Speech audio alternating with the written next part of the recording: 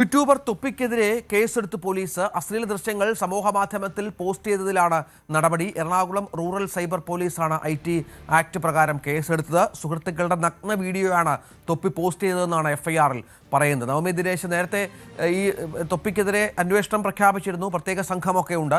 തൊപ്പിയുടെ എല്ലാ തരത്തിലുള്ള നടപടികളും നിരീക്ഷിച്ചു വരികയായിരുന്നു എന്നാണ് മനസ്സിലാക്കേണ്ടത്. ഇപ്പോൾ കേസിലേക്ക് കൂടി കാര്യങ്ങൾ പോവുകയാണല്ലേ?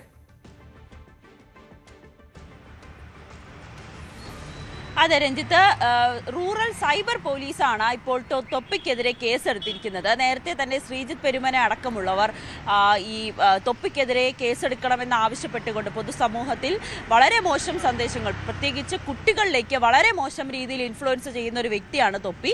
അദ്ദേഹത്തിൻ്റെ ഈ സോഷ്യൽ മീഡിയ അക്കൗണ്ടിലടക്കം പൂട്ടിടണമെന്ന് ആവശ്യപ്പെട്ടുകൊണ്ട് പരാതി നൽകിയിരുന്നു. അത് ആഭ്യന്തരമന്ത്രിക്കും മുഖ്യമന്ത്രിക്കുമൊക്കെ പരാതി നൽകുകയും പിന്നീട് അത് അന്വേഷണത്തിന് ഉത്തരവിടുകയും ചെയ്തിരുന്നു.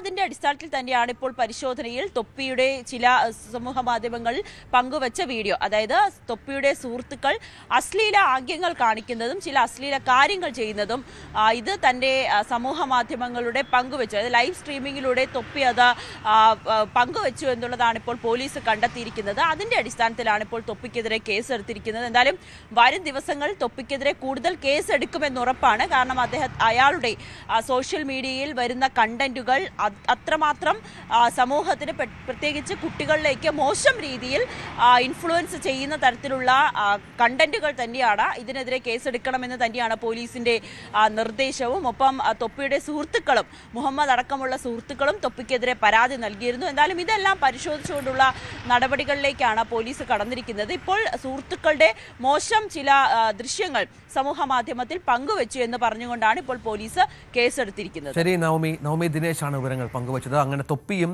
ഒടുവിൽ കുടുങ്ങാൻ പോകുന്നു എന്ന വിവരങ്ങളാണ് പുറത്തു വരുന്നത്. കൂടുതൽ വാർത്തകൾക്ക് News 18 Keralam YouTube channel subscribe ചെയ്യുക.